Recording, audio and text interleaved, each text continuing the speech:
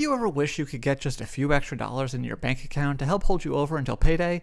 Well, in this video, we're going to be taking a look at the app FloatMe, including the pros and cons.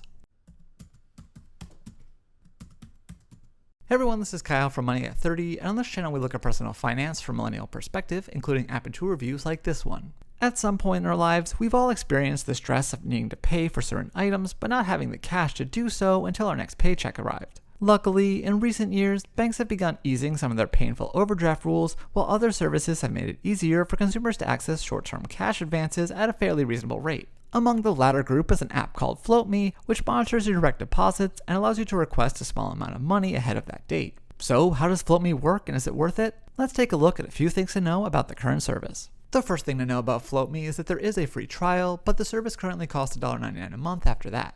When you sign up for FloatMe and link the account where you receive your direct deposits, you can start a 30-day free trial. During that time, you'll be able to explore the platform, although you might not be able to request a float. That's because, according to the FAQ, users will need to receive at least 3 consecutive direct deposits before they'll be eligible for floats. With many people getting paid every 2 weeks, chances are your eligibility won't arrive until after your trial is over. On that note, should you fail to cancel your membership before the trial is over, you'll be charged a $1.99 a month fee. This fee will be taken out of your linked checking account and will continue for every month that you keep the service. Next, once you meet the requirements, you'll be able to request floats in the app and select the speed at which you want to arrive.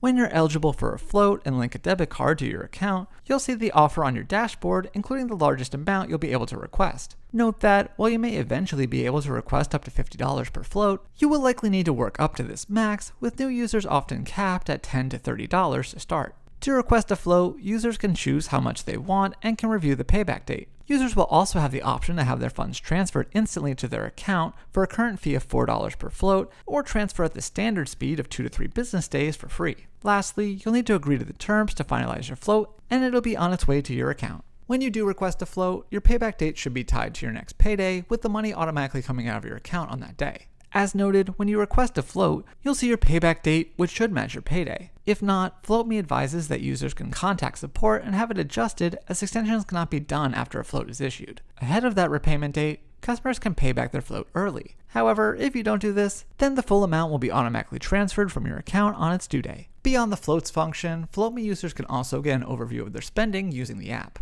While the floats feature may be the main reason why most people download FloatMe, there is a bit more to the app than that. By tapping the chart icon in the center, you'll be able to view insights into your spending broken down by category, date, or merchant. Elsewhere, on your dashboard, you can see how much you've earned compared to how much you've spent, as well as view recent transactions. Of course, this data is merely coming from your linked checking account without an option to link additional accounts. Thus, if you use credit cards or other debit cards, then this info probably won't give you the full picture. Finally, at the time that I'm recording this video, FloatMe has a waitlist open for its upcoming product, FloatMe MVP. This summer, FloatMe will apparently be launching a new service called MVP. According to their email, this service will include a card that earns rewards and builds credit, as well as feature a bill tracker and other features.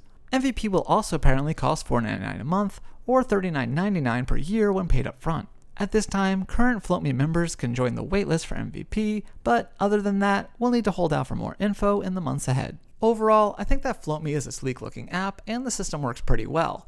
That said, between the monthly fee and the extra fee for speedier transfers, customers may be better off looking at other options. On the surface, FloatMe seems like a great idea that could definitely be useful for many Americans. However, with the $1.99 a month fee and the potential $4 instant float fee, the service can quickly get expensive and take a large chunk out of the advance you receive. By the way, that $4 instant transfer fee is particularly egregious when you consider that even the new higher Venmo fee for instant transfers is 1.75%, which would amount to less than $1 for a $50 transfer. Because of this, those who do think they'd benefit from having a cushion might want to look into other options. For example, fintech apps such as Current, SoFi, Varo, and T-Mobile Money all have various forms of overdraft protection or payday advance features that you can unlock for free or for a smaller fee. So while FloatMe is an interesting idea, I'm not sure it's the best pick for most people at this time. Hopefully this gives you a better idea about what FloatMe is all about, but for much more on the app, I'll have a link to my full written review in the description box down below.